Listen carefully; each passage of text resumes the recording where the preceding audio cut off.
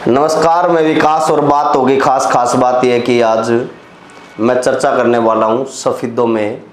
पूर्व मंत्री ने आज इंसाफ सम्मेलन किया, बीजेपी को बाय करा, उनको टिकट नहीं मिला, नाराज हुए और खुद आज़ाद उम्मीदवार के तौर पर जनता की टिकट पर चुनाव लड़ने का ऐलान किया।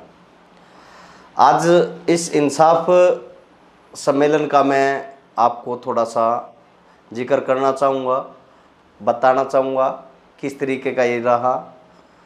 क्या बचन सिंह एक बार फिर सफेदों की जनता को मुंगेरी लाल के सपने दिखा रहे हैं, खुद को डिप्टी सीएम और सीएम बनने की बात कर रहे हैं, मंत्री से अब सीधा सीएम की और तरक्की पर सफेदों को और अपने आप को ले जाने की बात कर रहे हैं।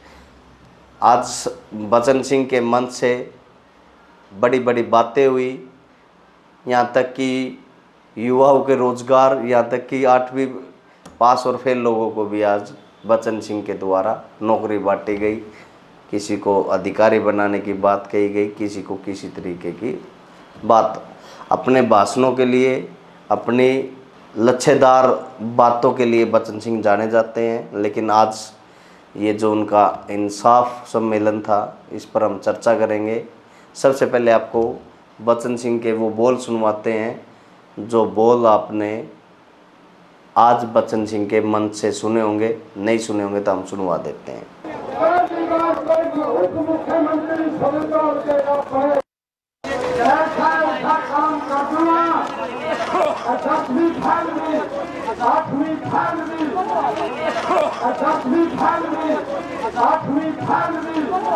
आपने सुना बचन सिंह किस तरीके से लोगों को सपने दिखा रहे हैं, उनको किस तरीके से अपने पक्ष में करने का प्रयास कर रहे हैं।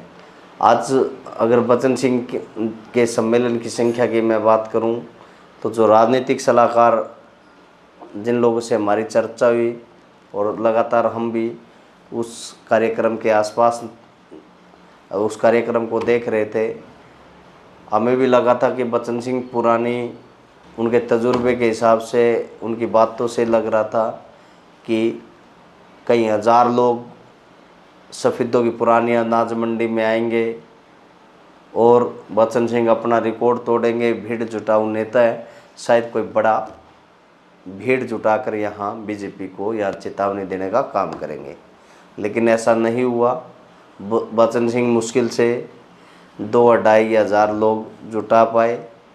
1500 से 2000 कुर्सियाँ उनके उसमें लगी हुई थी और कुछ लोग यहाँ तक ये भी कहते हैं कि आज 3 से 4 हज़ार की भीड़ है, लेकिन हमारा अनुमान ये है कि आज इस सम्मेलन में मुश्किल से 2000 लोग पहुँचे। और आपको पता ही है भीड़ कहाँ से और कैसे कैसे आई हुई थी। हमारे पास उन लोगों के सवाल के जवाब भी हैं, हमारे पास वो तमाम चीज़ें रिकॉर्ड में भी हैं। फिर भी आज हम जो चर्चा कर रहे हैं कि बचन सिंह अब लोगों को ये भी कह रहे हैं कि ये मेरा आखिरी इलेक्शन है, वो अब की बार सफेदों के लिए कुछ बड़ा करना चाहते हैं, ये उनकी आखिरी लड़ाई है। हालांकि पिछले चुनाव में भी इस प्रकार की बातें सामने आई थी, तब भी वो ऐसा ही बोलते थे। भाजपा नेताओं को कहते थे कि मैं सबसे वरिष्ठ हूँ, मेरा ये आखिरी चुनाव है, मेरे को अब ये चुनाव लड़वा दो, मेरे को टिकट दे दो तो मैं आखिरी चुनाव होगा। लेकिन अब की बार वो फिर एक बार फिर उसी बात को, उसी राग को अलाप रहे हैं। अब की बार फिर इसे अपनी आखिरी लड़ाई बता रहे हैं। फिलहाल मौजूदा हालात ऐसे हो गए हैं जहां आज जो वोटर संख्या है या मतदाता है, उनका मूड बेसिकली नेशनल पार्टियों के तरफ जा चुका है। सफेद हल्के की मैं बात करूं तो ये बैकवर्ड हल्का माना जाता है और यहाँ से मौके के जो विधायक हैं वो सुभाष गांगुली है, उनके पक्ष में भी एक बड़ा वोट बैंक खड़ा है। एक बार फिर उनको दोबारा टिकट मिल गया है तो उनका पार्टी का और उनके समाज का वोट भी एक अच्छा खासा वोट बैंक उनके साथ खड़ा है।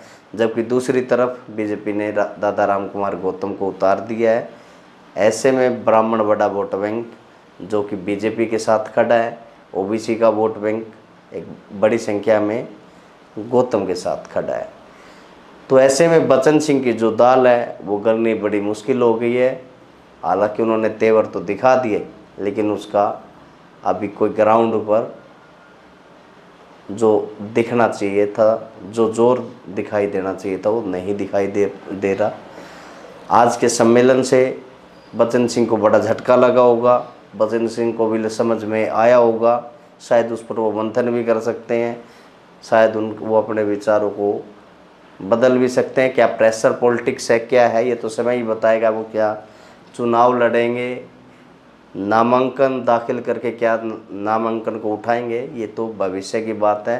हालांकि उन्होंने आज मंच से चुनाव लड़ने की घोषणा की है। हालांकि अभी बहुत सारी चीज़ें बदलने वाली है, क्योंकि समालका में भी उनके ही रिलेटिव है मनमोहन बढ़ाना, उनका भी चुनाव आज कहीं ना कहीं उस चुनाव को भी सफ़ेदों से जोड़ा जा रहा है। वहाँ भी बड़ी संख्या में ब्राह्मण वोट बैंक है और सफ़ेदों में भी बड़ी संख्या में ब्राह्मण वोट बैंक है। तो दोनों ही जगह हो सकता है कि कोई पैचअप हो जाए, ये तो भविष्य की बात है, क्योंकि दोनों ही जगह बड़ा वोट बैंक ब्राह्मण का है। ब्राह्मण को नाराज़ करना वो कितना बचन सिंह को फ़ायदा देगा, और बचन सिंह के पास क्या ओबीसी इतना बड़ा वोट बैंक है, क्या उनके साथ खड़ा हो पाएगा, ये भी सोचने की बात है। फिलहाल हाल ही परिस्थितियाँ ये है कि बचन सिंह लगातार 3 चुनाव हार चुके हैं। उनके कार्यकर्ता भी बड़े लंबे संघर्ष के बाद अब शायद थक चुके हैं, और उनको भी अब ये टिकट की उम्मीद थी। शायद अब की बार बचन सिंह को टिकट मिल जाता तो शायद जो पिछले 3 प्लान हैं वो लगातार हार जो हुई बचन सिंह की, वो शायद मरहम लगाने का काम अब की बार हो सकता था, लेकिन ऐसा नहीं हुआ। बीजेपी ने उनको टिकट नहीं दिया। अब कार्यकर्ताओं में भी मायूसी का माहौल है।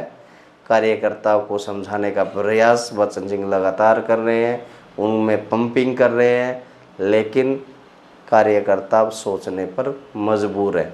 आज थोड़ा अभी टिकट को मात्र 3-4 दिन हुए हैं, अभी थोड़ा अंडर करंट है। 4 दिन बाद लगातार ये सब चीज़ें ठंडे बस्ते में डलती हुई नज़र आएंगी और बचन सिंह को मुश्किल हो जाएगी। लगातार हम इस पूरे चुनाव को आपको नज़दीक से दिखाएंगे, सिचुएशन भी बताएंगे, जातिगत समीकरणों से भी अवगत कराएंगे, और सभ्यता की बदलती राजनीति को भी आपको दिखाने का प्रयास करेंगे। लगातार तेज़ खबरों के लिए देखते रहे खबर तहलका।